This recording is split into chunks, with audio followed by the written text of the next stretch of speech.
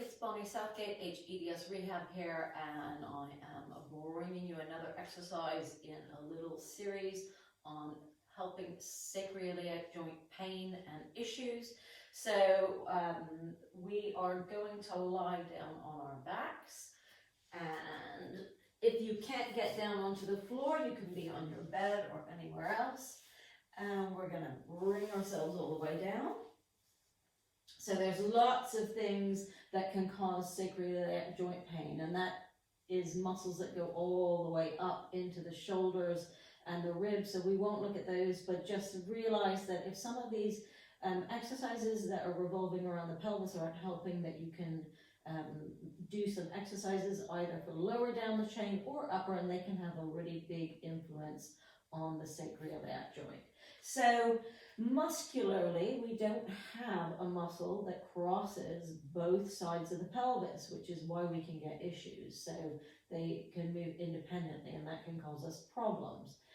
So the muscles that do help or do hold the pelvic floor, holds onto the coccyx and to the sacrum, and your gluteal muscles have quite a lot to do with the sacrum. Now we have one muscle in particular which goes to the inside of our body in the front of the sacrum, and it's called piriformis, and it can sometimes pull and rotate the sacroiliac bone so that it doesn't sit congruent with our pelvis, and that can cause lots of problems.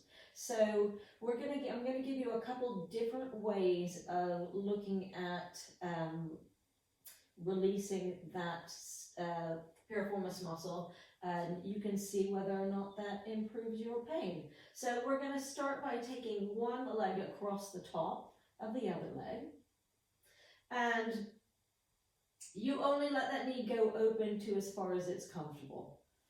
And we're going to take our hand onto the top of the knee, and you're going to very gently push your knee into your hand. So your piriformis muscle, just to explain this, when the leg is down lower, it helps to turn the legs out. But once you take your leg to a flexed position to a certain degree, then it starts to become an internal rotator. So when we bring the leg up here, we're going to do what we call a post-isometric relaxation technique, which is comes from a group of things called METs. We're going to take your hand here, and now we're going to push into internal rotation. So we're pushing the knee into the hand, just very gently, 10% effort. And then when you relax, you're going to allow that knee to relax, and mine's opened up quite a lot. So I'm going to take that hand. If it doesn't, don't worry. It just means that muscle wasn't the problem. And again, you're going to push that knee into your hand. And then you're going to let it relax. And we'll do that one more time. Gently push into your hand. And let it relax. And I'm going to change feet. I'm always going to do both sides with this.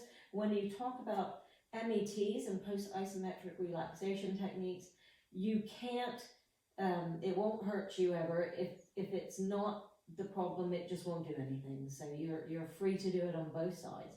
Gently push that knee into the hand.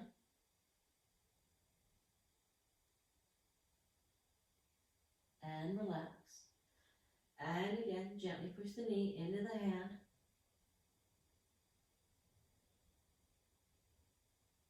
And relax. One more time. Gently push that knee into your hand.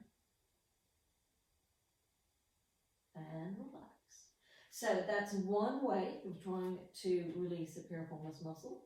The other way is to take the leg all the way across the top of the other one. So I'm crossing my knees, one leg over the top. I'm sliding my feet in so that my hips are flexed, and I'm going to hold on to my shin bones. So I'm going to turn facing this way a little bit. Now, it's the top leg that we are dealing with here. So I'm going to just pull open. I might feel a pull there already. If you feel a pull there already, that's fine. Keep your legs where they are. But if you don't, you can take your legs apart a little bit until you feel a little touch of a pull. And then you bring the legs out of that point of pull. So you want to touch on the pull and then come back. And then from there, I am bringing my legs together that way. So I'm resisting my legs coming together with my hands, lightly bringing it in.